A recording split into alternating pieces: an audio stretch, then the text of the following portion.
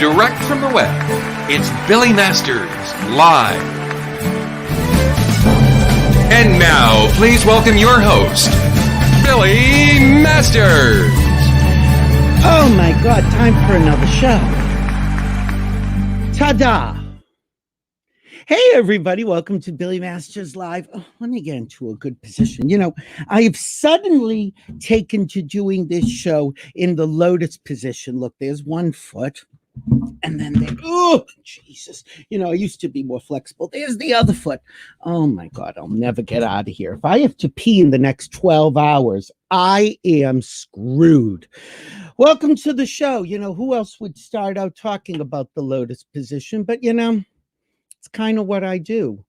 Anyway, I am looking into the control booth and I'm not seeing anybody looking back at me. Hello? Oh, you know, I have to do everything myself. Fine. Today is Tuesday, December 15th, 2020. This is our 71st episode of Billy Masters Live. You know, every once in a while, I think to myself that, you know, we just started this basically because people were bored in the pandemic and everyone was depressed and everybody had, you know, so much angst and so much news overload. So we decided to do this so that we'd give you an hour or two of just sort of frivolous entertainment, give you something to laugh about.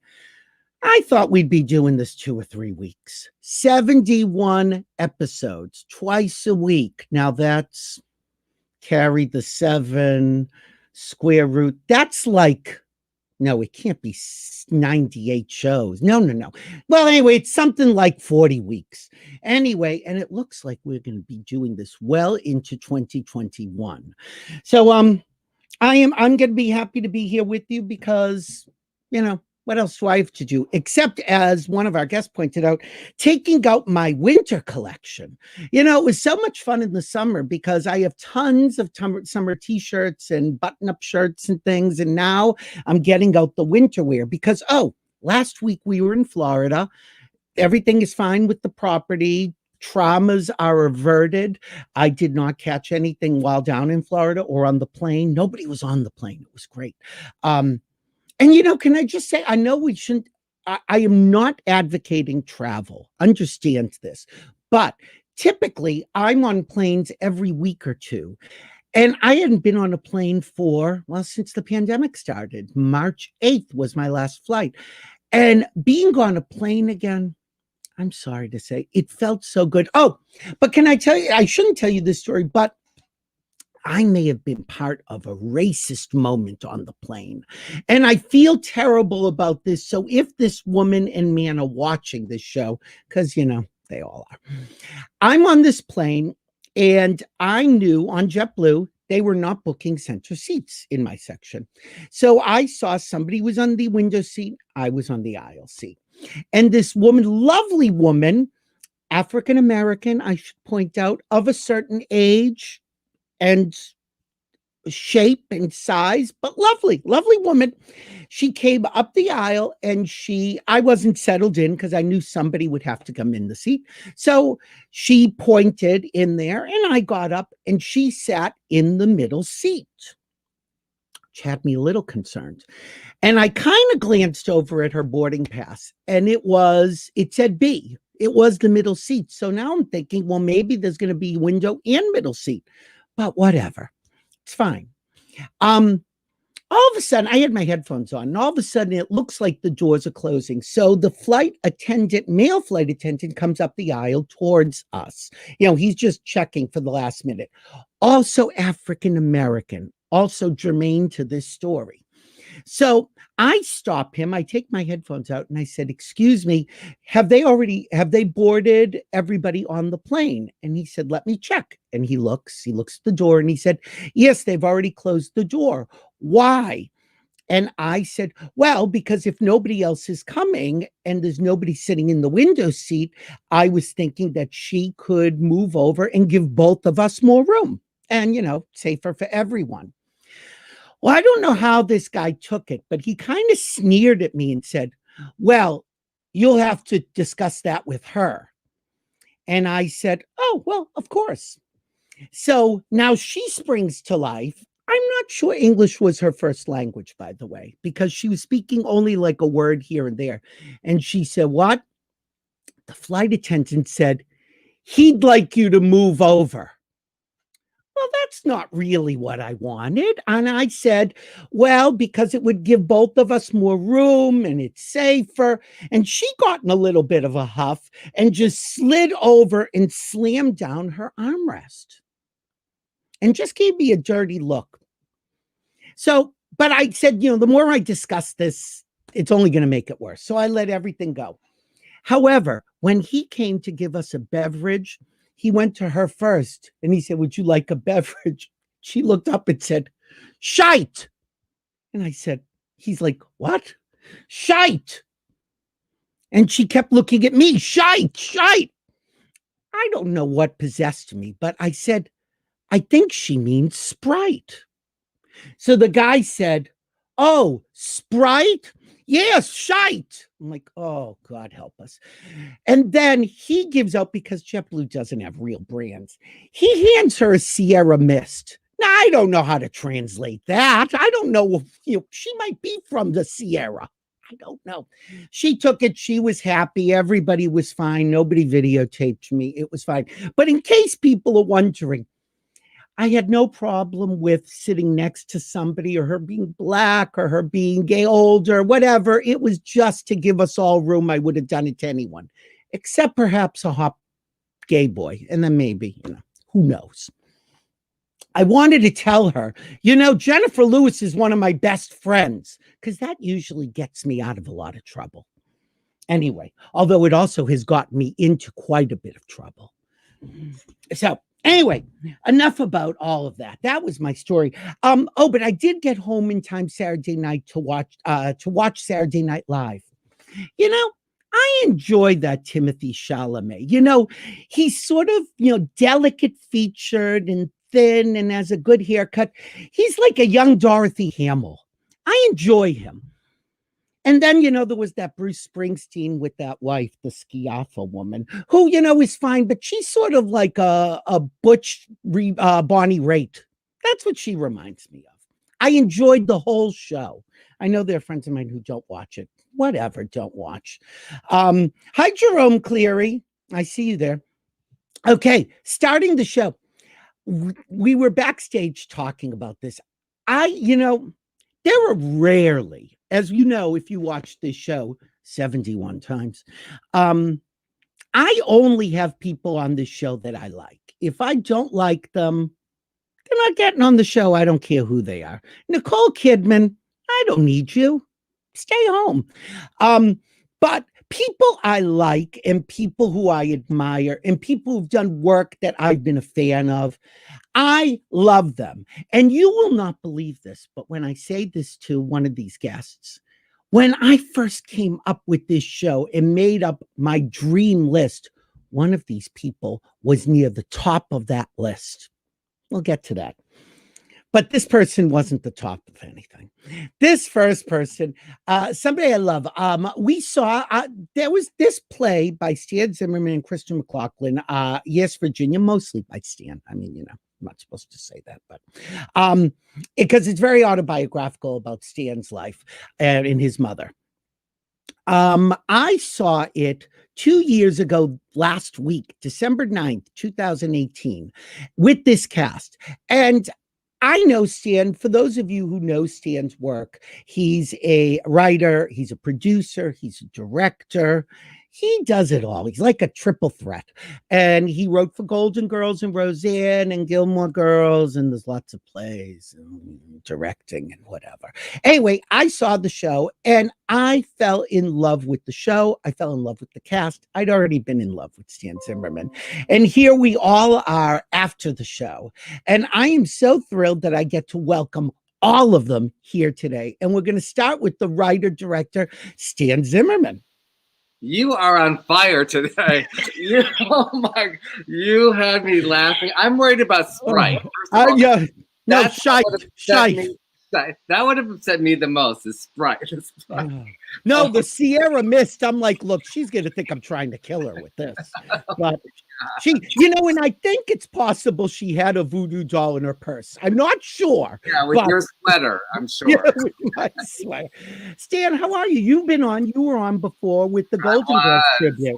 After the Golden Girls fan cruise, we came on here with Jim Colucci and Frank DeCaro, and thank you for having us back. And Rue McClanahan's sister. Yeah.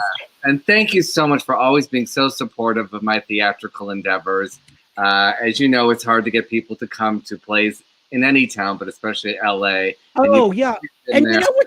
And I had read it was some sort of a survey that Los Angeles has more theater per capita than any other city in the country. Although most of it isn't that good, you have to really weed because most things are vanity projects or they're showcases. And your shows never are. Your shows are actual plays that really aspire to more than where they are. Well, and you also get great casts, by the way. Well, because I wanted to, like I noticed when I'd go to London or New York, it didn't matter what the space was, how big, it would be actors of all ranges would be in a show. But in LA, it felt very segregated. It was if you were at the Geffen or the Taper, that was different than if you were an intimate LA. And I wanted to bring the actors that I working with in TV and film to small theaters in LA and getting great cast. And like I was so lucky to have Arnesha Walker and Mindy Sterling, who happened to have been born on the same day and have the same agent. How crazy! I didn't know that. Isn't that wild? Oh my God, that's and they're amazing. So adorable together, and it is semi-autobiographical based on my mother. That's what I love. Is that it's sort of like a play that I put in the what if category, that they're real people and sort of juxtaposed into what if they were both in this situation. So what I love about it is because they're based on people you knew very well, they are very authentic voices and they're very realistic. And it also gives you permission because it's not completely autobiographical to let your mind go where either you think it would go or where you wish it had gone.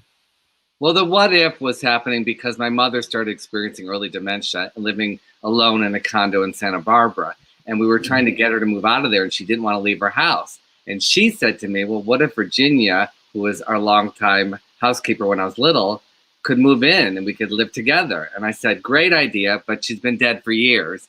I'm driving back to LA and I'm going, wait a minute, there's a play. I'm calling Christian. I go, is this a play or not? And I really wanted to do a two-hander, which is two actors in a play.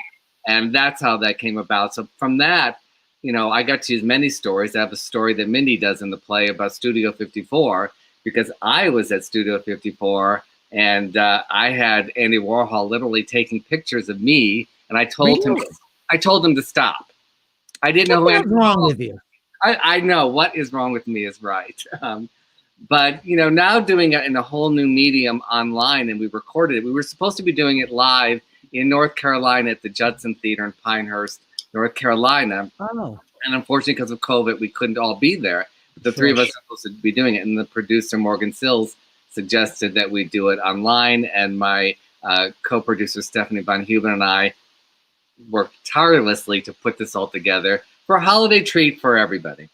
Well, again, as I pointed out, I started 2 years ago at the holidays. It really does have a holiday theme to it, although it's an evergreen. It really could be done at any time. Well, it is going to be done in Florida at the Melon Patch Players for the first time without me involved in this coming June, which will be so interesting. Wow. I'd love to come down and see it. But I'm sure you will. Yeah, I'm going to. But the play does take place on Christmas Eve. It'll be hard to let it go and let somebody else do it, but obviously that's what I want with my plays, is to eventually, let them be done all over the world, hopefully. Well, the great thing about two-handers, for people who are theater goers may not realize, they're very marketable because they're easy to, I shouldn't say they're easy to cast because they're really not, because you do need the right people. It's so deceptively simple, and yet the chemistry is so delicate that if it's a little off, the whole night won't work.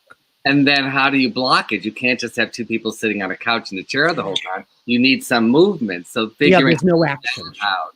And that's what was so fun to work with Arnesha and Mindy, because, they're so creative and they have such a vast experience from Broadway to Groundlings. So they were like, just let's play. And we did.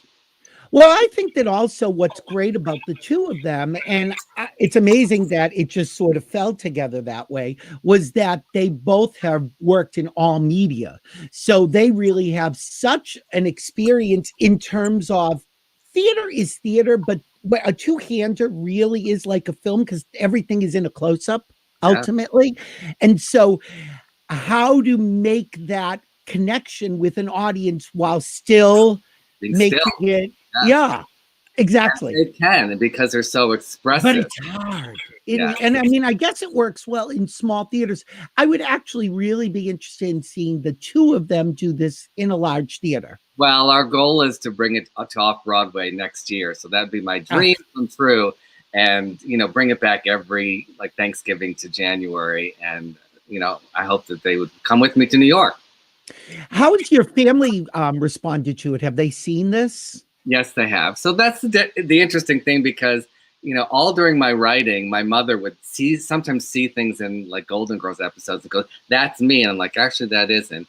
But this was just a jumping off point. And we use that, creative license. That's what's so interesting. But some friends and families are very careful what they say around me, because they know that I will put it into plays. And of course. A lot of the words are things my mother actually said, but there's so many things that are not, my mother. It was really just the concept of, chosen family, and what do we do with our parents as they get older, and where can they live, and how can they live, and, all those issues. So it's been interesting and fun to have family members see it and see little things. It's also set in Detroit, where I'm from. So I love, we did a reading of it a year and a half ago in Michigan. So all the Detroiters would hear all the, Lafayette, Coney Island, or different, things that Christian and I put in there that were very Detroit specific. There's also a moment in the play that I think is probably important to you, though we've never talked about it, is that God, it's 2 years. So it's hard for me to remember. I believe, doesn't it open with your mother on the phone with your brother? Well, actually, with the gay Stuart in California, with who I guess is me, because I would call my mother and she'd be watching tennis. But it does deal with a son that died, and my brother had died a couple of years earlier. And I found that, it's a very cathartic way for me to process and deal with things through my art. Dealing with my brother, was just a very sudden heart issue that he died. And so we do talk. And doesn't it keep him a little bit alive as well? Yes. And I found even I do this play about suicide, that a good friend of mine died, and that sparked me to write that play. And that has been very powerful for me it still so affects me 8 years later of his death, but it is a way for me to work through all those things. And how my mother talked about the hardest thing for her was to bury a child, because that's not the order that it's supposed to happen. So like Golden Girls, it's a really funny play, but also there's meat. Deals with issues. There's real issues, and that's what's so exciting to have. I like that kind of writing of you're laughing and then you're crying at the end too. When you consider something in a what I call the what if category, do you sometimes write it out with the various different scenarios? Because I think it would be very tempting to write the what if in a way where everything ties up nicely in a bow, even though that's not life. That's not life. I do have a very optimistic view on life. And my father used to say, I look at life through rose-colored glasses, which as a kid I didn't understand. So I do look at it more of loving. And so I think people get that from my work, that there is this joy and love in there, but it's also dealing with things in a very realistic way as well. So being a Libra, it's the balance, I think. Yeah, which is so hard. I had written a screenplay. Well, I started to write a screenplay about a friend who had committed suicide. And in it, the character that was more like me was basically saving him. And a friend of mine said, "What are you doing? You're basically just living out this savior complex. That's not life." And nobody would buy it. And I'm like, yeah, I know. No, but you could work through things or try to understand through the script. And my suicide play became more about that. It was originally, when I did it at Fringe, it was like vagina monologues, all real suicide notes. campaign and war veterans and LGBTQ. I just did a online version of it with Vanessa Williams and Blair Underwood and right. Wilson Cruz and Hari Neff, and I was so now I'm in it. So it's really become a play about how does somebody funny deal with something so tragic and wanting to figure out and get his note, hoping that would solve why he did it. And right. That's the journey. And sometimes ultimately realizing that you can't change it. Yeah. And Mindy was actually in it. We did it in Orlando for Suicide Prevention Day, I think 2.5, 3 years ago. And so she got to be a part of that. And if I don't put Mindy in something, she will complain about it publicly. And ridicule me to no end. But that's our relationship. Well, you've worked with Mindy a lot because I've seen her in several of your plays. Yes, if I don't, I hear about it. And she has become my muse, and I just love her to death. And we bicker like family, but we love each other so much. And I feel so fortunate that Geraldine Flood introduced me for my very first play, which was Gemini. Oh, wow. Like 12 years ago when I did it to Celebration Theater. And this was your first time working with Arnesha, right? Yes. I obviously knew her from Nurses, which was our weird connection, which was a spin-off of Golden Girls. So we have all these like really weird small little worlds. And God bless Arnesha, she came out from Maryland, from the East Coast, and she was like, I'm not letting you do this play again without me. And thank God she did. And I just adore her. And we've had such a great time, and I've been really, really lucky. Well, I'd say that you're also very, very talented, and I think that helps. I think there's luck, and then there's luck and talent. So. I'll take that. I know you will. Yeah. And the sweater. I want the sweater when you're done. Oh, yeah. All right, fine. I'm going to put you backstage. We're going to start talking with Cass, but don't go anywhere. I cut him off. Well, I guess he did go somewhere. And now we're going to talk. Can I just say, Arnie, if somebody, and I referred to this at the top of the show, when I made my dream guest list, one of the people at the top of the list was Arnesha Walker. I know nobody will believe that, but she, and it's funny because I have loved Arnesha Walker. Oh my God, in merciful heaven, at least 30 years, maybe 40 years. She has a historic role in the theater, which we'll talk about. But when I first saw Arnesha Walker, first off, I have to say, I am a glutton for somebody who can do great physical comedy. Because very few people can. It's such a special skill, and it seems to be something that really missed a generation. I had seen the movie, one of the greatest movies of all time, Scenes from the Class Struggle in Beverly Hills. She's looking like, oh God, which scene is he going to play? Please God, don't have me bent over an ottoman. It's not that scene, but this is Arnesha Walker's entrance scene. It's the second part of the entrance scene. She doesn't even have much to say, but just watch this scene, please. Oh my God. Really? Oh my God. Oh, Arnesha Walker. I fell in love with you the minute that happened. I said, I love her. Oh, bless you. Bless you. Can I ask, how was it doing that film? And I mean, it just seems like you were all having such a good time. It was fun. I mean, it was hilarious, you know. I loved, I think it was like it was like my first like starring role. I think they said like introducing Arnesha in the credits. I think it did. Yep. Yeah. But Paul Bartel, oh my God, you know, he was wonderful to work with. The cast was great. Ed Begley. Yep.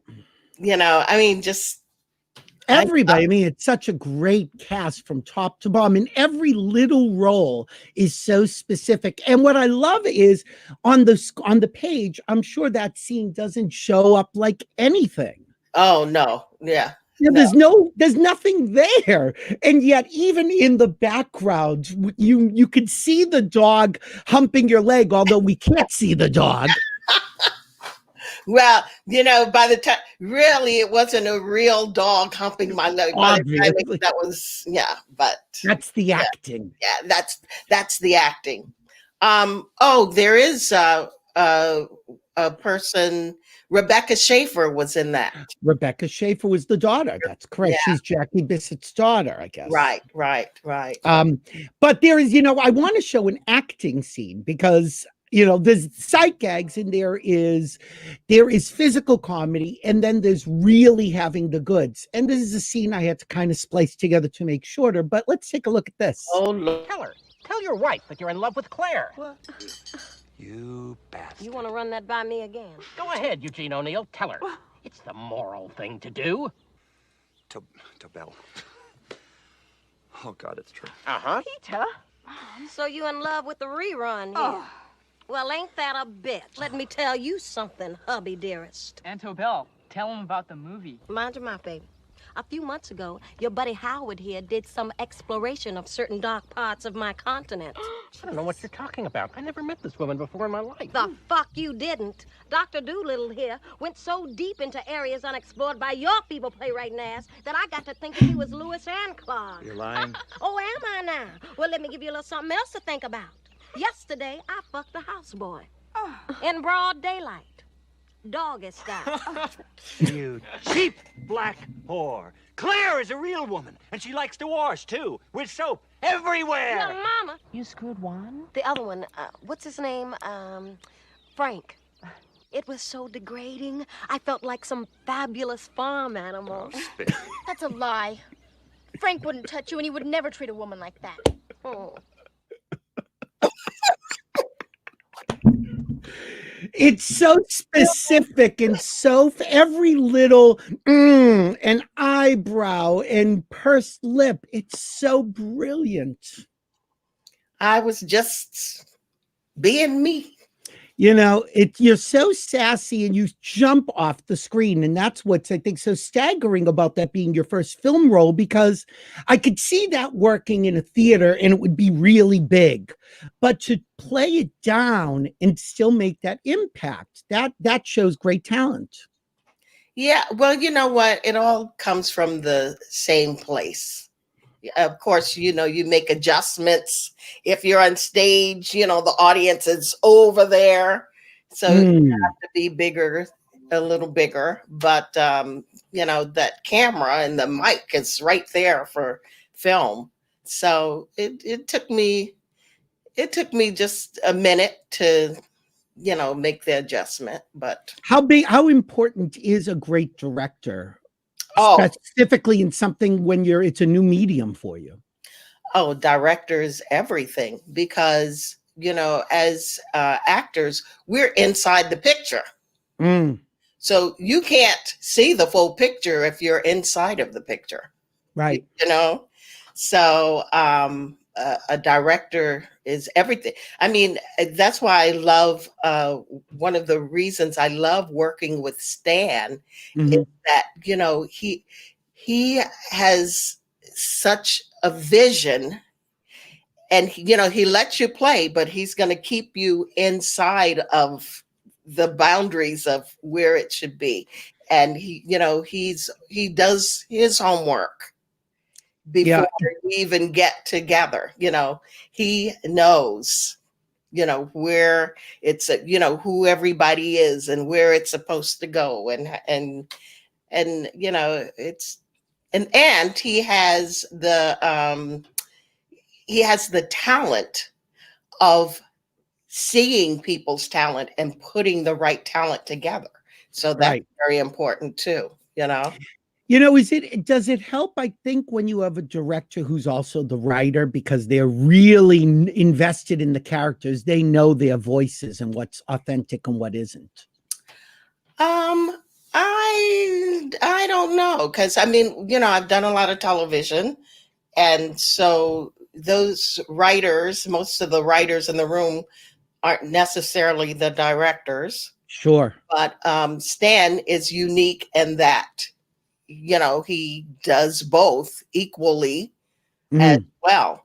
I mean, one of the things that when I read Yes, Virginia, about maybe, I think it was about 3 or 4 years ago, because the first time I read it, I wasn't able to do it. I wasn't available to do it. But I loved that character because I could so relate to Virginia. Virginia was like somebody in my family, Really? and I was like, who is this? Sometimes, sorry, but it's true. Sometimes when, white folks write for black folks, Mhm. it's like they're writing how they think a black person would Right. act or talk or what. But this character was so just real and spot on. And I remember, asking Stan, I was like, how is it that you wrote this? How can you write this woman like this? Mhm. How can you do this? Right. And, he explained to me that Virginia, he grew up with her. She like raised, he and, his siblings. And So he had her voice in his head. he had her voice. Yeah. He had her voice and he put it there on the paper. All I had to do was just, step into it. And really embody it truthfully, which is, it's funny because the more I read about you, the more interesting your career has been. Did you drop out of high school to make your Broadway debut? Oh no, I never dropped that. No, I didn't drop out of high school. I went to the high school of performing arts. Okay. I was a drama major. Mm-hmm. And they had a hard and fast rule that they were making artists and not stars. Well, and so we were not permitted to work professionally while we were going to school. And I got my first Broadway show when I was 16 years old. I was in the 11th grade. It was Lorraine Hansberry, The Sign in Sidney Brewstein's Window. And I was like, oh my gosh,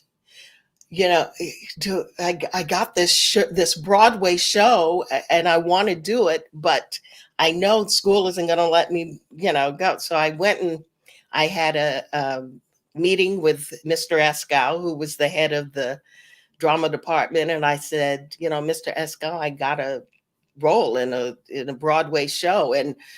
And he says, well, Arnesha, you know what the rule is. And I said, yeah, Mr. Escow, I know. And I'm prepared to leave school.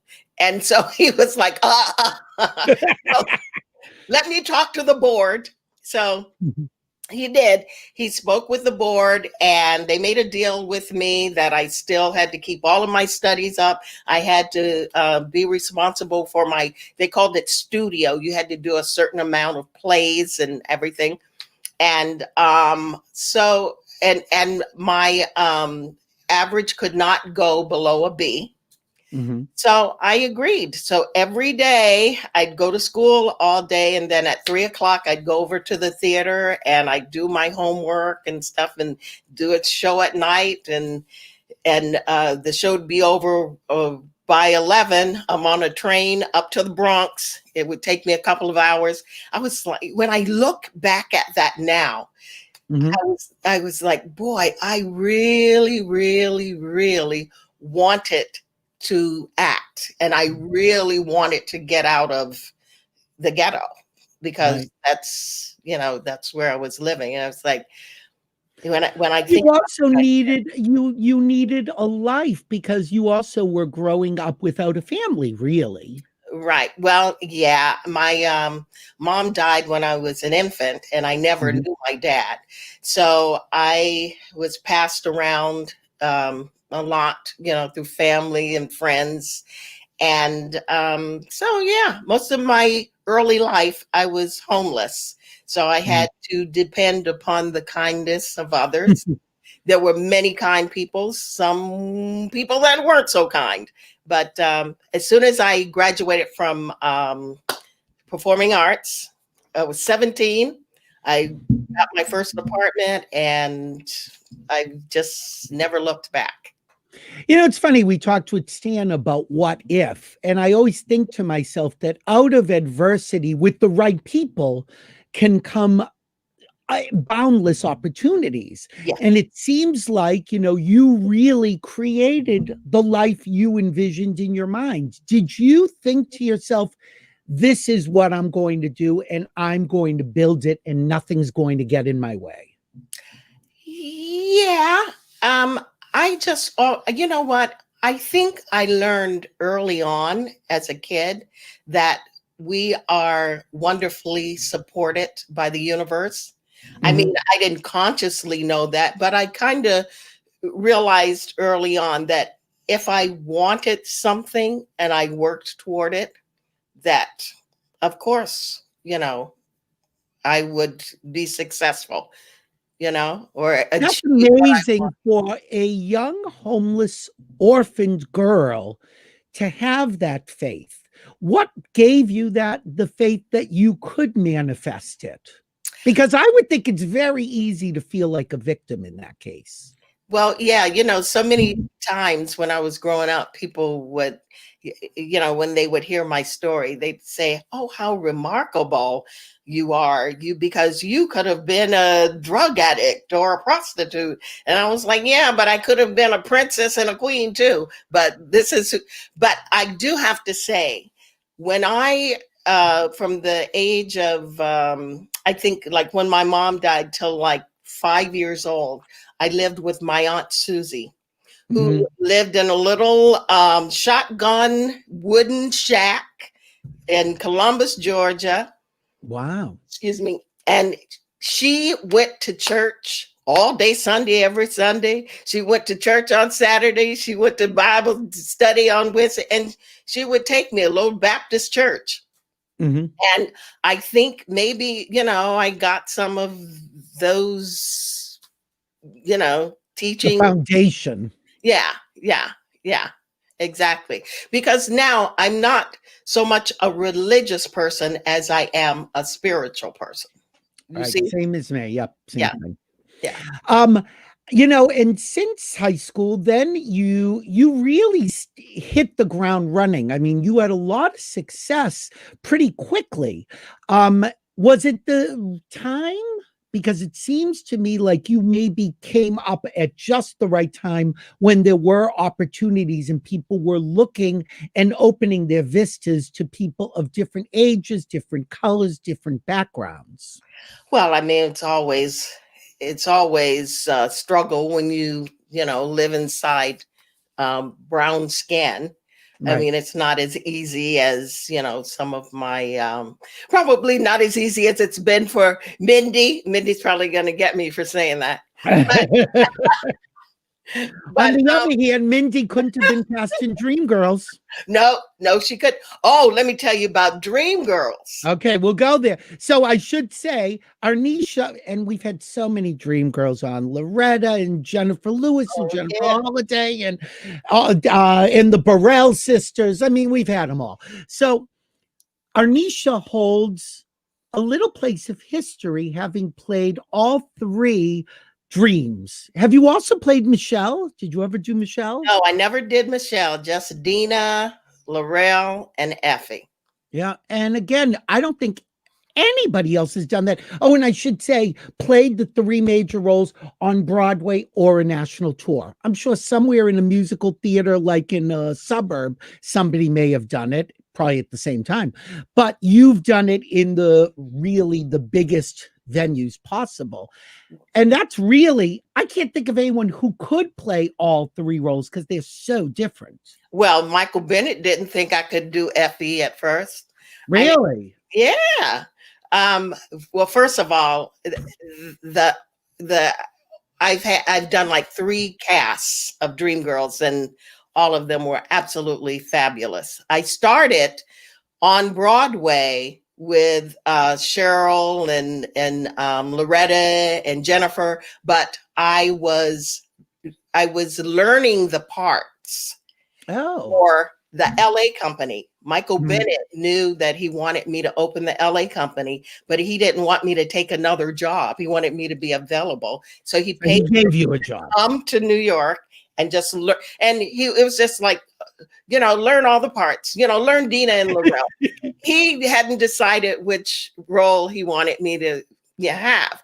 Wow. So he gave me Laurel, which I love that role. Love Loretta Devine doing it also.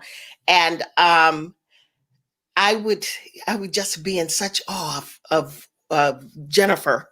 I would stand in the wings every night and watch her sing that song. And so when we did the LA company, I asked Michael Bennett, I was like, can I understudy Effie? No, you're all wrong. You're all wrong for Effie. Michael, can I understudy Effie? I think I can. No. Trust me, you're wrong. So then this one time in LA, Lilius White was the standby understudy, the standby. Yeah. So, but Lilius had gotten asked to go to Washington and sing for the president. Oh, hello. And I think Jennifer decided that night that she wasn't going on. So about 4:00, and a half hour is 7:30, right? Mm-hmm. So about 4:00 in the afternoon, I get a call from Michael Bennett. Arnesha, this is Michael. You know how you always wanted to do Effie? And I was like, yeah. Well, you're on tonight. Get over to the theater. I was like, what? Never no walk through or anything. Yeah. And then I was like skinny. But they had fat suits. And even Lilius, they had Lilius in a fat suit. Oh, I'm not saying anything about, Yeah, I know. Because Jennifer's very svelte now. She's more she is than any of us. Yeah. But I guess they wanted that vision, that look. So I went, they got me ready, and I remember standing there I'm looking for something, baby. They started that. Yep.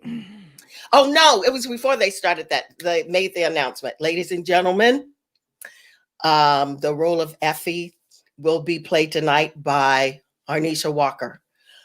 Everybody booed. The audience booed. No, because those people had paid so much money to see Jennifer Holliday. And Tony winner. They and but anybody that knows that show, that knows that the show is wonderful, right?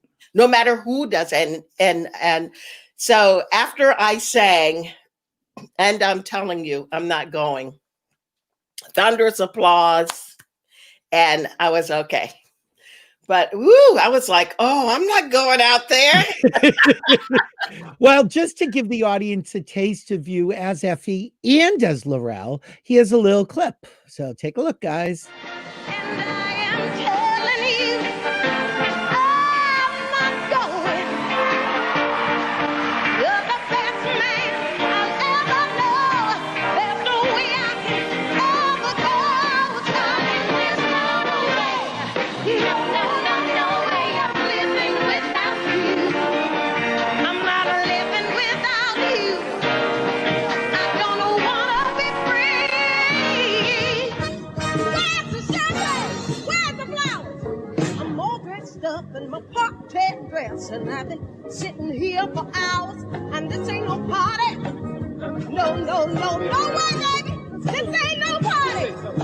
Now it's been 7 years, and it don't take a smarty to realize that even though my man throws confetti in my face, still don't make it no party. This ain't no party. This ain't no party. I'm getting to the point I'm needing someone to soothe me. You can't find the time. Well, I know you got that other woman in your life. Well, maybe it's about time I put another man in mine, but you ain't making me satisfied, baby. That's singing. That's singing. Billy, you have done your homework.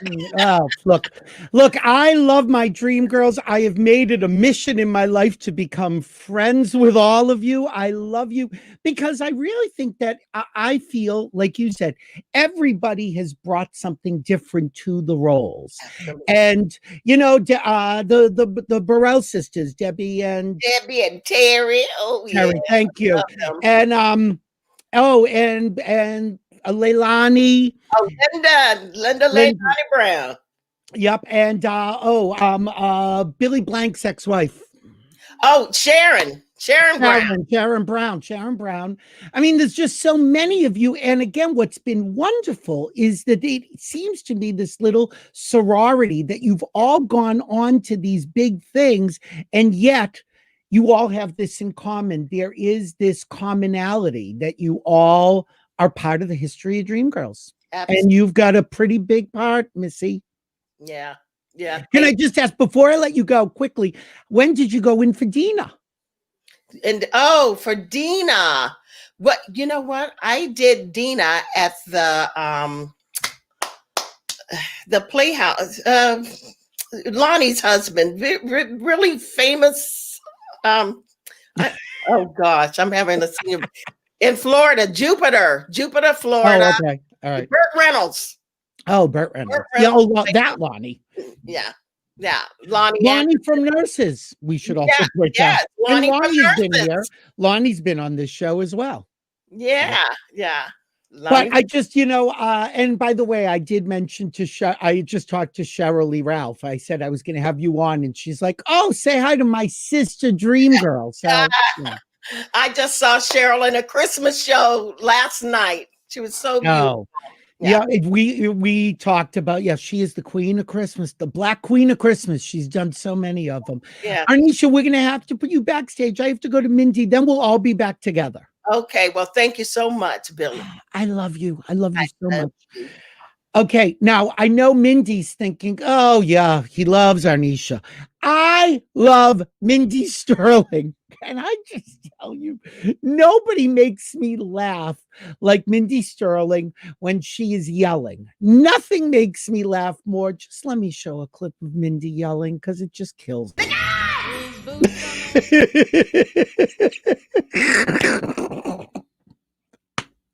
I'm sorry. Every time I see her, it just makes me laugh. Please welcome Mindy Sterling. Oh, wait, you're muted. Hold on a second. No, I think it's on my end. Let's see. No, it might be orange. Okay.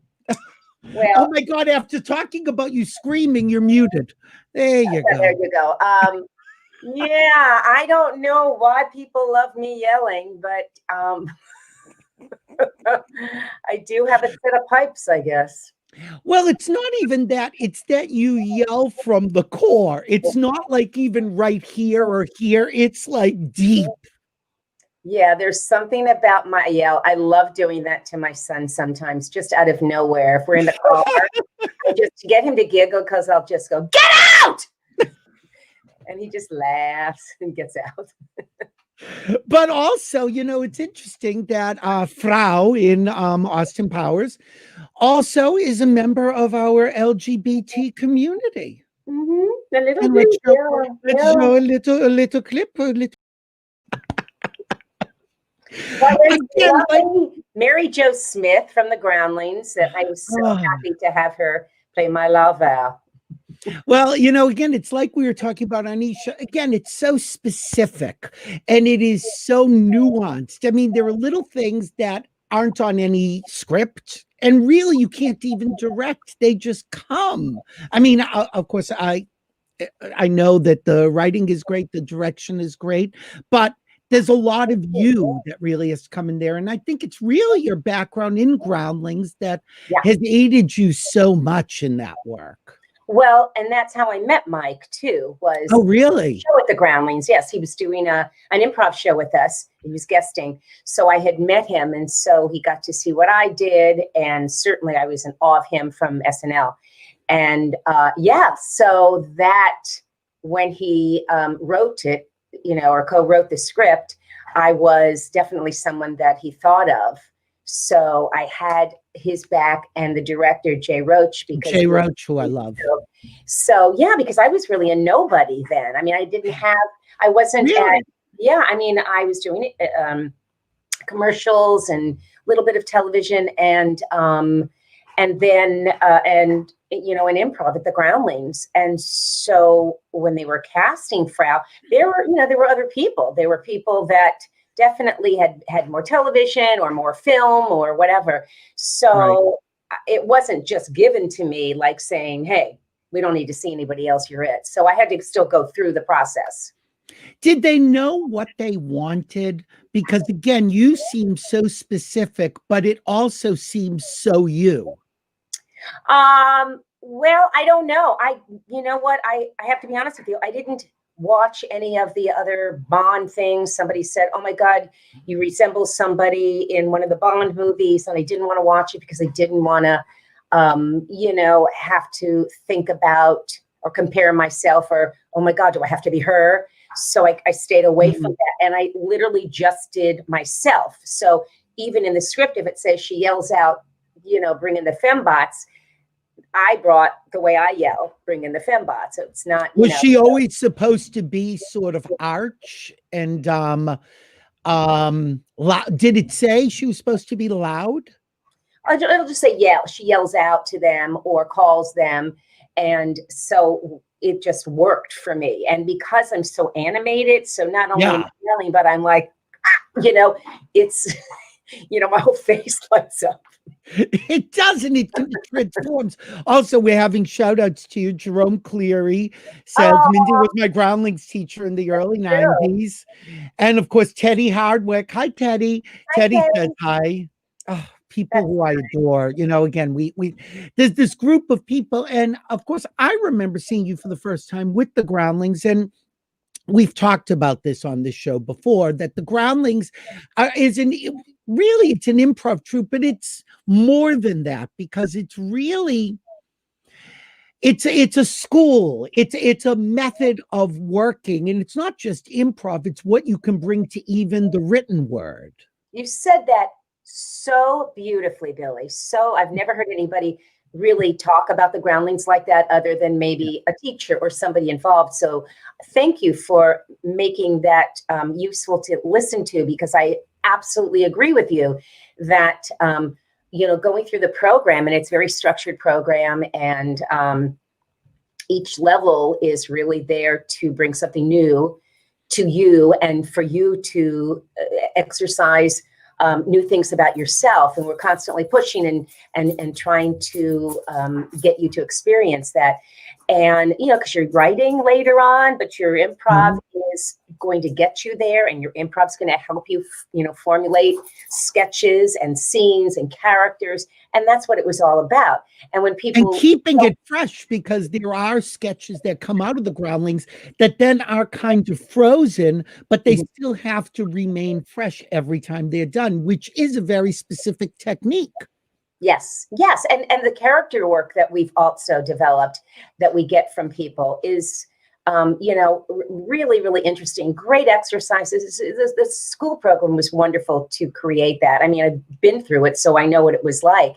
And Are you still a teacher with them?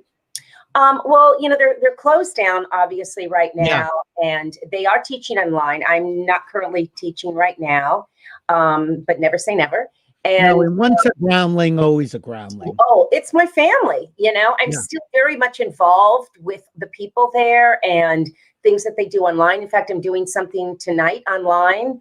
And if anybody wants to check in with me, just go to Mindy Stir, which is on my Instagram, and I can put something up there. But we're doing characters. We're all coming online, and we've got Annie Sertich is playing Pam Temperature, who handled a boom mic in some of the worst shows in the world. And so, so Tim Bagley and I are coming on tonight, and we are playing husband and wife, an older husband and wife. And he had a stroke. He's in a wheelchair, and I'm his wife, Nedra. Hysterical. It's very, very funny. And Tim Bagley is amazing. I love Tim. You know, I again, love it's this group of people. I mean, I saw, speaking of Teddy, Tim had done something with Teddy and April Winchell when she was doing Sheila Sands. So, I mean, it's this group because when, you know, most of the time I am based in LA, I'm just in Boston because I've got old parents and somebody's got to be here to count the money should they die, unfortunately. But you know, one of the best things about being in Los Angeles is the opportunity to see these great shows. And we talked about it with Stan. There is so much theater. And what I love about you is that you can do groundlings, you can do stand-up, you can do character work, you can do plays, you can do drama, you can do comedy, you can do you're kind of like herpes. You pop up when you least expect it. Well, and where you least expect it. Very unusually way of saying nice things. And I don't believe there is a pill to keep you away. So that's a good thing. Well, thank you. And I do like doing a lot of different things, voiceovers and commercials. And I love doing, I mean, you know, Stan talked about him and I working a lot together. And I really do have to say that we adore one another. And I love the kind of work that he produces and directs and writes because I do believe he's always outside the box and he's always trying to find different ways to direct and different ways to put people together and things of that nature. So I adore it when I'm a part of it and get a little hurt when I'm not, but I understand I'm not 23 and nor can I play 23. So this collaboration with the three of us was heaven. And meeting Arnesha, I was sitting back and actually listening to her. I was not vacuuming. She's my idol. She is like, I was in awe of her backstage. I wanted to hear all the stories and, you know, so, and to have us have the same birth date, the same agent, and we each have one son. Oh, wow. And you know what I mean? It's something really, really magical about that. So now you had done the play originally with a different actress. So did you? Yes, it was Elia English. We did it because she couldn't, Arnesha couldn't do it. So I did it with Elia, who was also wonderful and great too. But it's going to be different. When you get a new, especially in the two-hander show, do you sort of kind of wipe away everything you did before and really start from scratch with a new person? Or do you try to bring some of the beats you found in the previous production into this? Well, I mean, I do. I don't make it a whole other thing. But when you're working with a different actress and you have, there's the chemistry is a little different. And she has my back because I forget a lot of lines. And yes, so there's something there when you look at her and she looks at me and beats can be different. And I think every night too, right? You know, it's a little different. It's not like exactly on or this and that, which we try to hit the jokes, we try to hit the that, but it just comes to you because you need to make it fresh. And so we go in there with, you know, not thinking, well, we've done it, you know, this many times. I think you have to find a way to make it and feel like this is the first time. And you got to think to yourself, oh, they didn't laugh this time like they did last night. So it's going to be a whole different chemistry. It's okay. Yeah, and I think having come out of Groundlings also prepares you for that in a way that maybe people who don't have that background miss out on. They're like, oh, I've locked my performance in, but it's different tonight. Well, and I think audiences are different. There are some audiences that will laugh at everything and you want to go, all right, slow down. And then there's audiences that just they take it all in. And so they've got a smile on their face. They leave crying. I mean, that's the kind of stuff that you know, you're touching people in different ways, and you can't let the big laughs or the little laughs change how you, you know, act. And you also can't take them for granted. No. Because the minute you take them for granted, guess what? Yeah. Oh, absolutely. Absolutely. You know, I think many people watching this will be familiar with you, particularly right now on the Goldbergs, which is still on. You don't show up nearly enough, but that's okay. I mean, you know, whatever. I know. And it's fun. I did do a Hanukkah special where it was like my family, but I love that show. I love the women I work with. I love everybody. I'm so lucky to be recurring in this time. Yeah, you just drop in. And again, it's when you least expect it. Oh, look, there she is. And what I also love, you know, you are in that category of actor that I consider scene stealers. That, you know, we don't get a lot of them, but they come in, say their line, steal the scene, and then I'm gone. Goodbye. Wow, thank you. Yeah, I do a lot of those roles or those, you know, just come. I don't need a lot, you know, so that's very nice. I appreciate that. One of the things I loved you on just a couple of years ago was Grace and Frankie, and I just want to show a little clip of you on that because I thought it was such a beautiful scene. And again, what's so funny is that this isn't like a Laugh Riot scene. This is a real scene between women of a certain age having a conversation. I don't have to have big laughs. I'm still, you know, in there to do my work. Okay, here we go. Take a look at Grace and Frankie from season 4, episode 10 for the historians out there.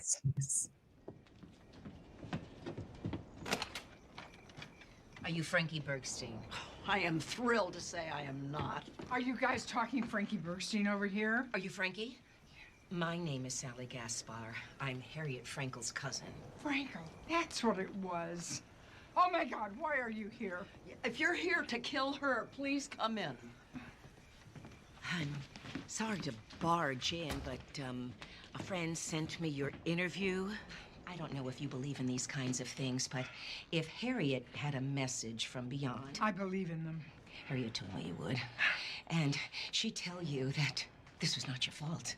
No, you changed her life. We did? Yeah. After her husband passed, she stopped going to movies. She lost interest in Temple.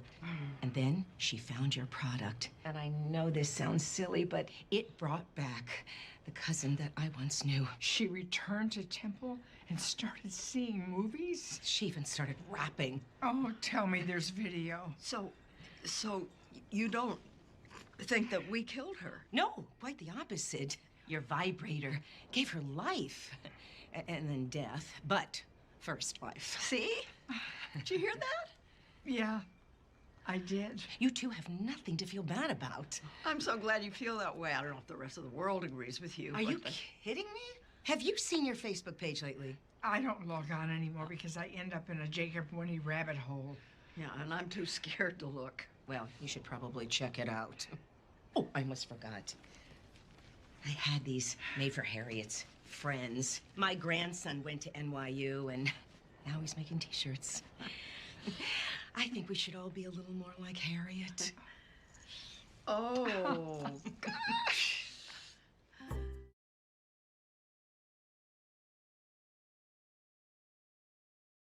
You know, it's so beautiful because it's like a master class of acting. And Can you I know, it's tell you, layers. Me just looking, all I kept thinking was, oh my God, there is Jane Fonda. There's Zoe Dollar. I mean, it was just everything that I could to keep my shit together. Oh, and you know, and I'm sure people have told you this before, you kind of resemble Lily a little bit. Oh, I get that. I get that, and I get Rhea Perlman. Vocally, maybe. I don't know. Look, maybe. I mean, you're both small, petite, little dynamos. But, you know, again, I think that I always think it's very hard for a guest star to come on a show, particularly a show with a very small cast, to kind of fit in seamlessly. We've talked, Stan and I have talked about this with Golden Girls, that guest stars, they either work or they don't. And it's the hardest. It's a really easy job to be a star. It's a very difficult job to be a guest star. It is really difficult. It is awkward. You're uncomfortable. Every set is different. Every chemistry is different. Absolutely. And you feel like you have to, you've got to be ready and prepared. And meanwhile, you need some time to, like they do, Right. they, mess up or but I agree. I always feel I always am nervous, when I first go until you get that one day where everybody gets to feel your groove and all that kind of stuff. But it's not that easy. It really isn't. No. And again, it's sort of like an understudy. It's your job to fit in seamlessly and not screw up the main people. Right. You just have to deliver. Yeah, you do the best that you can. And if you do something, hopefully everybody's really lovely and everybody has been, to knowing that we all do this. Don't worry about it. Yeah. I'm going to bring Arnesha back in. Ooh. Hey, Arnesha. Hi, Mindy. Hey. So I'm curious, what is the one thing that the two of you have most in common in terms of working together? I'll ask Mindy first. Well, we really is there something that you connected with that when you started working, saying, yep, I do that too? Oh gosh, I don't know. I think I don't know. Do you know, Arnesha? I think we're like the yin and the yang. Yeah, I think really? Being born on the same day, having the same age. Oh, hold on. I lost Arnesha. Hold on. Oh, okay, you're back. Hello? Yep, you're back. Was it something I said? No, but I think we're like the yin and the yang. Yeah. We just really are. And I have to tell you, the first time I met Mindy, it's like a kindred spirit. It was like somebody I've known forever. And we just fell right in. We were never awkward with each other at all. Right, Mindy? No. I think it's too because we're both cancers and we're very homebody people. We have a lot of similarities in our personal lives. And in terms of that, we're kind, we're good people. And we loved the script and we loved our parts. And we, as much as our characters loved each other, I think we felt that way as well as people and actors. Right. Yeah, I always find that in two-handers, either both people work exactly the same and it's very easy, or they complement each other from a completely different side and it fits together perfectly. So that's what I was curious about in terms of the two of you.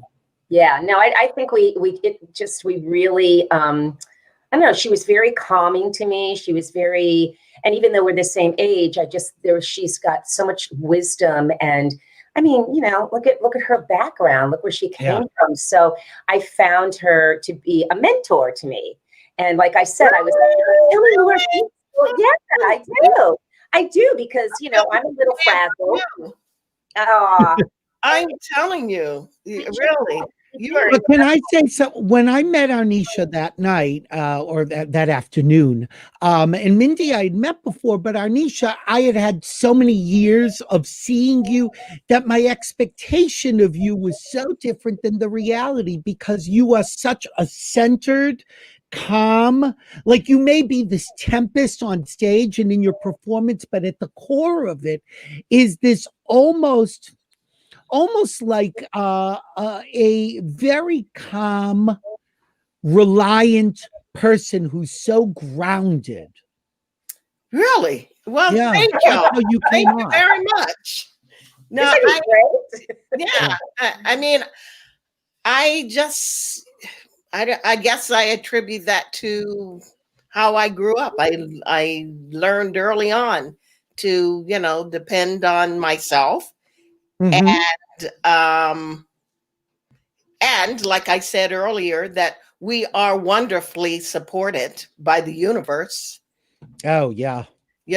I mean, where does this wisdom come? I don't know. I just believe that. And I want to be never really cared about being a diva or famous or, you know what I mean? It's the work. And really? You know what? I think that's where Mindy and I connect too, because we're both about the work first. And yeah. And also, neither one of you really seem to have that diva attitude that like, oh, do I have enough lines? Is she getting more of a laugh? There's none of that at play. No, not at all. No. I think we respect each other, yeah, talent and too much to. Yeah, how could I think that especially in a two-hander, if you don't each respect each other, it's not going to work. Right, exactly. But I've seen when we've been out and I see how people, respond to Mindy, she's very approachable. Everybody feels like almost like, like they know her and she's part of their family. And I've also been with her when we've run into people that she's worked with. And it's like she's part of the family, Wasn't it? We went to see one of your friends in the Valley and weren't some of the Goldberg cast there? Oh, maybe. Yeah. And it was like, and I felt like a cousin. But it's also my neck of the woods, and I'm here in LA, so a lot of people I know from the groundlings. So I have more, of that going on. But yeah. Well, sure. Again, you're even when you're not working, you are a presence in LA because you're also going to. I've seen you so many times in the audience at things. You're a fan as well as a performer, which I think also comes through. Let's bring Stan in. So I want to just point out that the reading of this play, Yes, Virginia, is benefiting the Laguna Playhouse. And if you go to lagunaplayhouse.com, there's a link right there. And you're doing it is it also Judson Theater Company, North Carolina.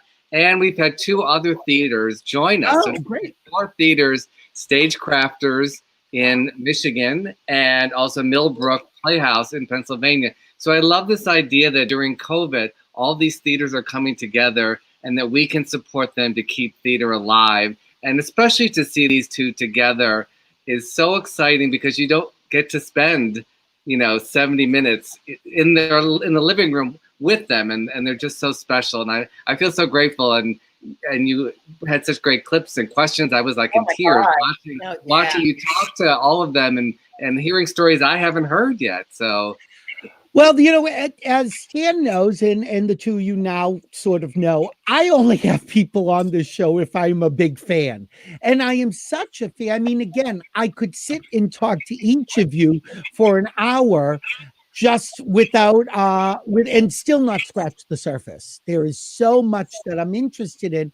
But what I really love about this is that it is sort of bringing people together. Theater is still alive, even virtually. Stan has done, what was the other the one about the afterlife that you just did with, the one about the actresses all auditioning for the same role? Meet and Greet. Yes, Meet and Greet. We did a reading recently with Coachella Valley at the beginning of the pandemic. With Melissa and Zimmerman, yes, and Danielle Gaither, who's at the Groundlings, and Teresa Ganzel, and wait, but who's the 5th one? Who's on Young and Restless now? Jesus, Judith Chapman. Thank you. Who's a revelation to me? I had no idea Judith Chapman was so funny. Yeah, she's very funny. Yes. Well, I only work with the funny people. Yes. Well, that's but also again very same grounded, thing. very grounded.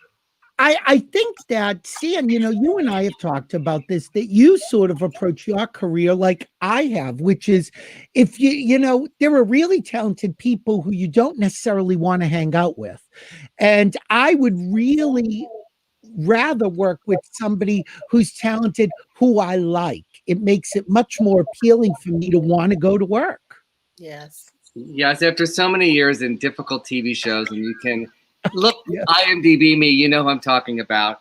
I want to now spend time with people that come to this with joy and love like these 2 do. And you look at their work, you showed it. I mean, love just exuded from every one of their performances, from, grainy stage shows to movies. And that's what's so cool about these 2 women from different mediums coming together to be on stage together.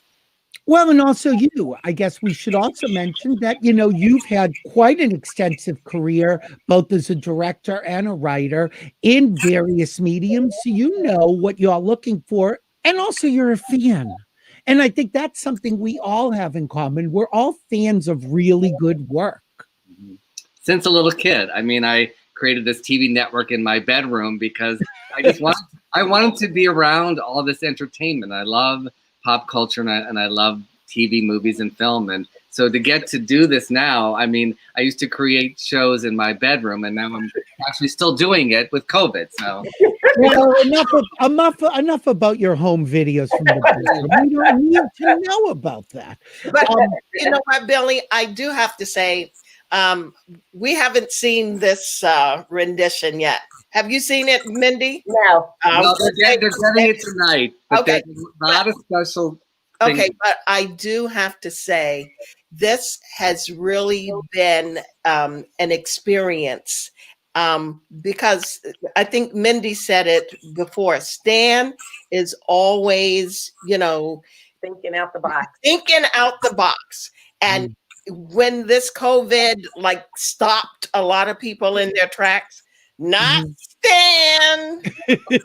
So Stan has, I don't want to give too much away, but he's married, it seems to me, a couple of techniques there. And I think I'm just so excited to see, you know, what we did.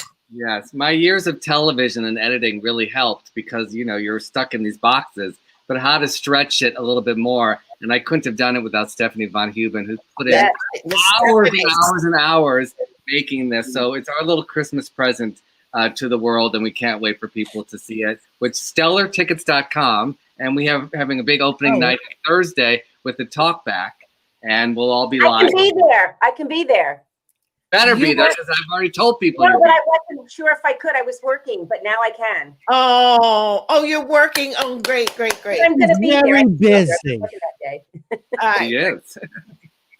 Stan, that's the other thing. You know, I mentioned that you had done another play. You've done how many since COVID began? Have you done 3 others? I've done, I think, 3 or 4 of them. Yeah. And I also did a reading of my Silver Foxes play with George Takei that Michael Urie directed. It was just a way for us to hear the play like a play reading. Instead of being in New York doing it, we did it online. And it was, I just have to keep things moving. Otherwise, I will sit and hide under my covers and cry. And especially during the whole election thing, I know Arnesha was very involved in getting things to work out the way they did. She worked tirelessly. So, and I've started teaching sitcom writing pilot classes online. So it's keeping me busy, but it's also getting us all together as family and keep being creative and finding different ways to do it. Mindy, how have you been during this pandemic? What have you been doing to keep sort of any sort of normalcy or schedule to your life? Well, I walk. I do Pilates. I watch a lot of TV. Lots of Netflix and, you know, Prime. I'm a big TV person, so I enjoy watching, I mean, not comedy at all, like really heavy stuff, really dark, heavy stuff. Great acting. I love anything that's British or Australian. I think they are amazing actors. Yeah. And done some a little bit of auditioning and cleaning. You know, I don't have hobbies, so I always find cleaning, and I always find things You to clean do. those pillows behind you a little? Well, this room is still under construction. Don't look at it. And then I'm also learning, like I'm doing so many Zooms and this and that I had to get a light. And I mean, there's a lot. I've got a studio, yeah.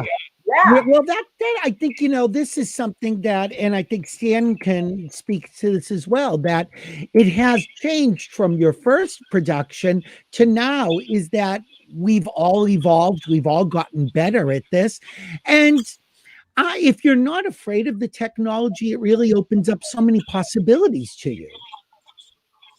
Yeah. It is a little like the Wild West. At the beginning, I thought it would be really exciting when I first did a reading. I'll do sound effects and have a phone ringing. And then when we got to this, it's like, oh no, we gotta really push it. And you'll see with like, little like special over the shoulder shots and different things just to make it more exciting for people, because they're so used to just people reading their boxes with their cluttered kitchens behind them. And I didn't want any of that.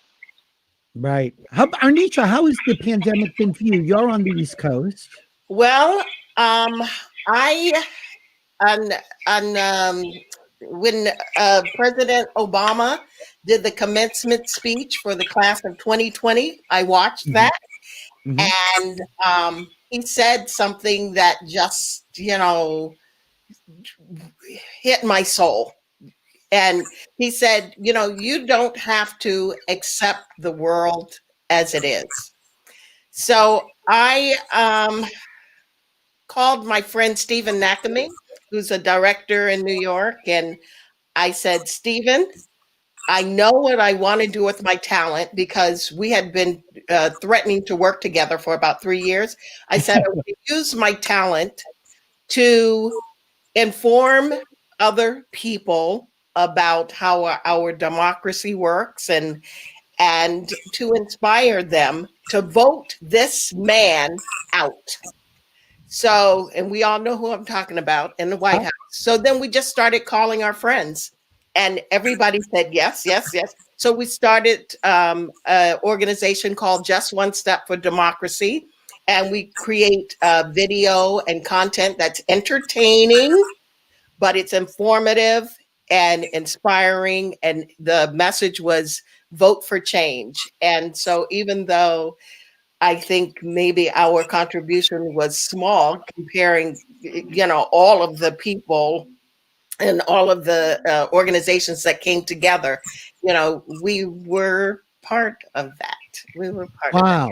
And we are part of that. So Just One Step for Democracy, please, if you want to hear some great songs and see some great music, videos and stuff, please, visit it and check She it out. did not ask me and Mindy to sing, though, for some reason.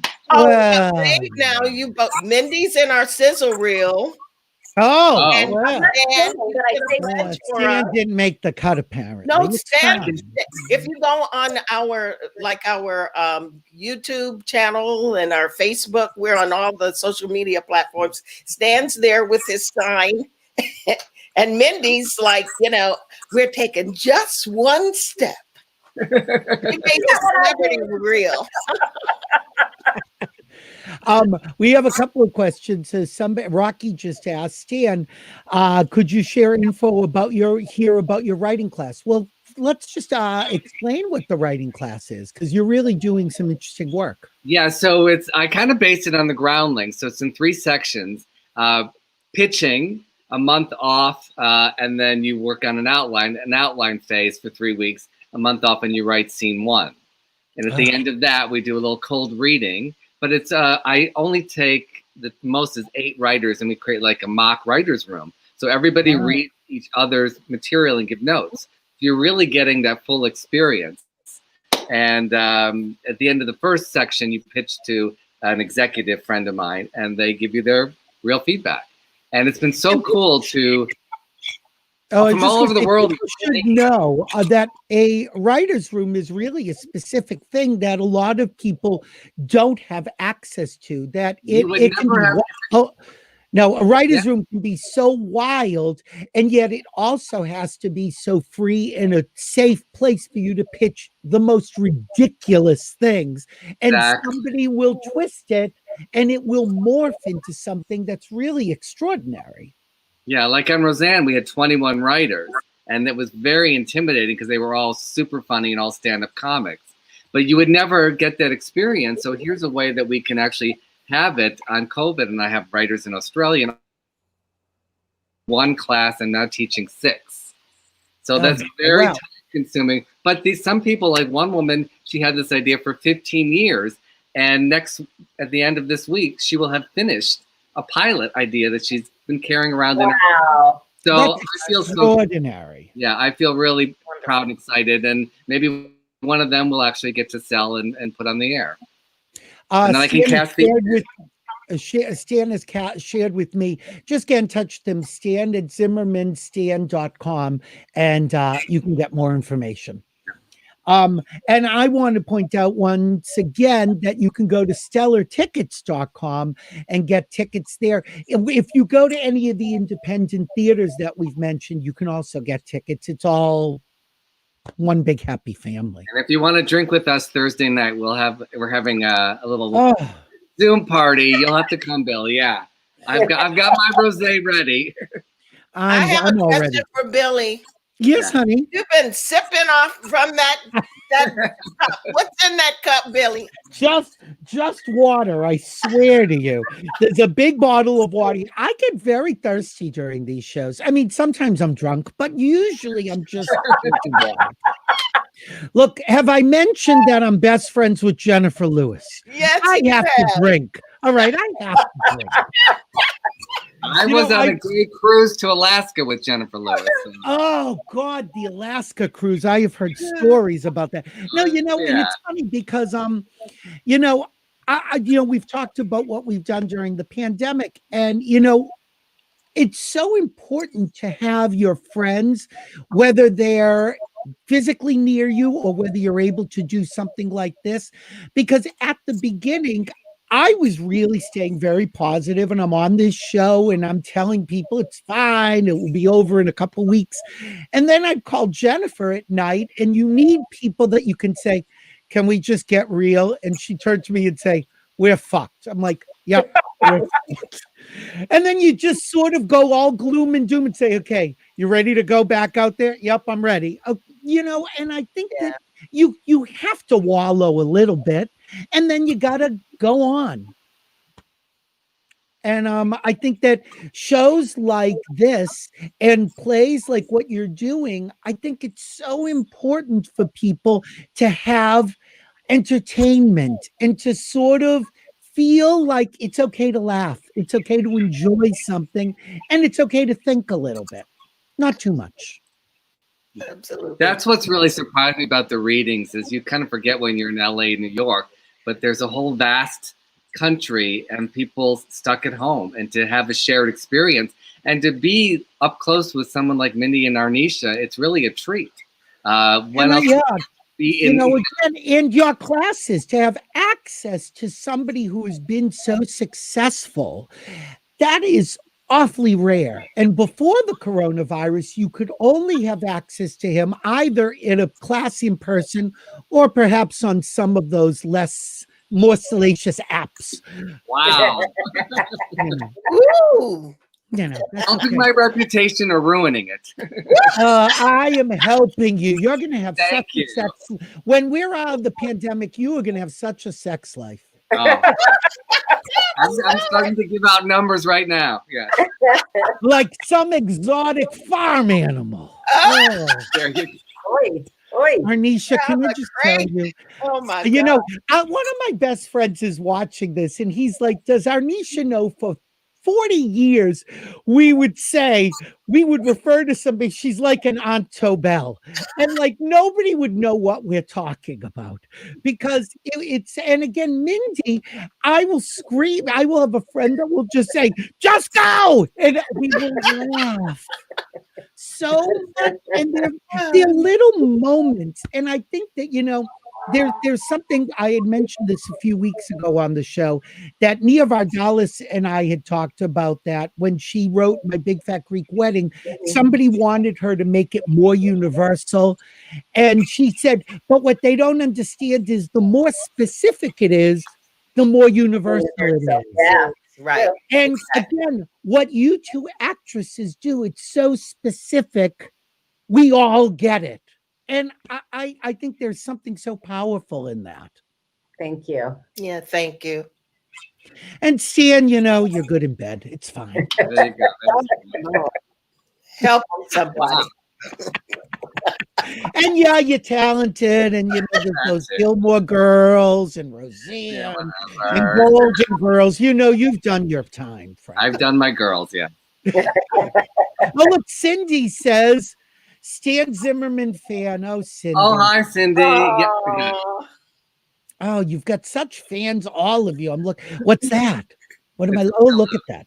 It's All a right. Zimmer fan pillow. Yes. Oh, how sweet. That's Is that sweet. from So Cindy? I have my little my Gilmore Girls family. We've created this really wonderful group of people that I've met, and they've come to the plays and seen this, and they're looking forward to Thursday night. And that's what's been so great about through this work. I've suddenly met audiences which I never would have met. Actors usually meet your audiences because they come up to you, but no one ever talks to a writer. So I've really enjoyed getting to know people and having them part of my life now. So hi, Cindy.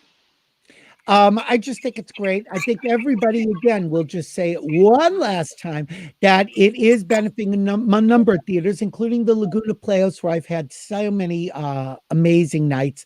But go to stellartickets.com.